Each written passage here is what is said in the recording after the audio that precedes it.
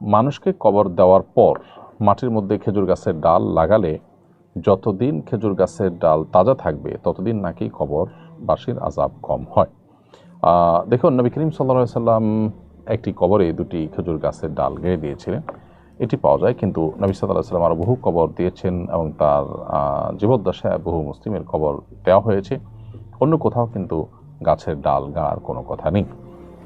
আর গাছের ডাল গাড়লে, খেজুর গাছের ডাল গাড়লে সেটার কারণেই যতদিন তাজা থাকবে ততদিন কবরবাসে আযাব হবে না, এরকম কোনো কথাও সাব্যস্ত হয়নি সেভাবে। অতএব এই বিষয়টিকে আমরা যেভাবে অনেকে খুব গুরুত্বের সাথে নেই এবং এটাকে আবশ্যক বানিয়ে নেই এবং এটাকে কেন্দ্র করে অনেকগুলো বিশ্বাস আমাদের মধ্যে গড়ে উঠেছে, সেটা আসলে সঠিক নয়।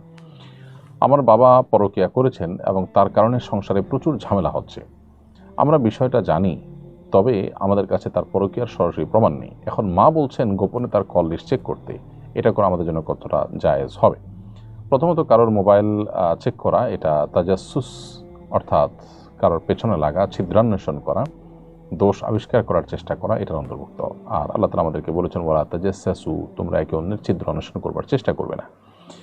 অবশ্য কারোর মধ্যে যদি এরকম আলামত প্রবল হয়, প্রকটভাবে দেখা দেয়, তাহলে সেক্ষেত্রে তার সংশোধনের উদ্দেশ্যে এটি করা যেতে পারে, যেটি আবিষ্কার করা গেলে তাকে সংশোধনের জন্য প্ল্যান প্রোগ্রাম করতে সহজ হবে। এরকম যদি প্রবল ধারণা হয় তাহলে সেক্ষেত্রে এটি করা যেতে পারে। অন্যথায় নিজেদের মধ্যে বিবাদ, বিতণ্ডা, মনের খেদ, জেদ এগুলো মেটাবার জন্য এ ধরনের তাজাসুসি করা এটা উচিত নয়, জায়েজ নয়। মা, মেয়ে, দাদি, নাতনি বা আপন বোনেরা স্নেহবশত একে অপরকে জড়িয়ে ধরে ঘুমানোর ব্যাপারে শরিয়ার বিধান কী? উভয়ের যদি স্বাভাবিক পোশাকে থাকেন তাহলে সেক্ষেত্রে কোনো অসুবিধা নেই, ফিতনার কোনো আশঙ্কা না থাকলে এবং হারামের কোনো লেশ না থাকলে মৌলিকভাবে এটাতে কোনো অসুবিধা নেই।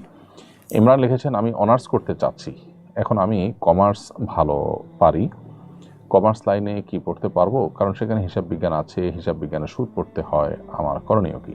আমি এই পড়া শেষে কি হালাল চাকরি করতে পারবো? ভাই ইমরান, এই পড়া শেষে আপনি হাল চাকরি করতে পারবেন, সেটা সন্দেহভাবে আপনার জন্য জায়েজ হবে। আর সুদের হিসাব, কষা টষা এই বিষয়গুলো যদি আপনি এ উদ্দেশ্যে শেখেন যে আসলে কী পরিমাণ সুদের চর্চা আমাদের শিক্ষার নামে আমাদের পাঠ্যপুস্তকে, আমাদের শিক্ষা কারিকুলামে আছে, সে সম্পর্কে আপনি জানলেন এবং এটার প্রতি আপনার ঘৃণা তো আরও তৈরি হলো এবং অন্যদেরকে সতর্ক সচেতন করতে পারলেন, তাহলে সেক্ষেত্রে আপনি পড়তে পারেন। যদি আপনার উদ্দেশ্য হয় যে এটা শিখে আপনি সুদী প্রতিষ্ঠানে চাকরি করবেন, তাহলে সেটা আপনার জন্য নাজায়েজ হবে এবং গুনাহের কাজ হবে। কালামের ক্ষতি বলেছেন, শিক্ষার্থীদের রাজনীতিতে ব্যবহার করা তাদের উপর জুলুম। আপনিও কি তাই মনে করেন? এই বিষয়ে আপনার মতামত জানতে চাই।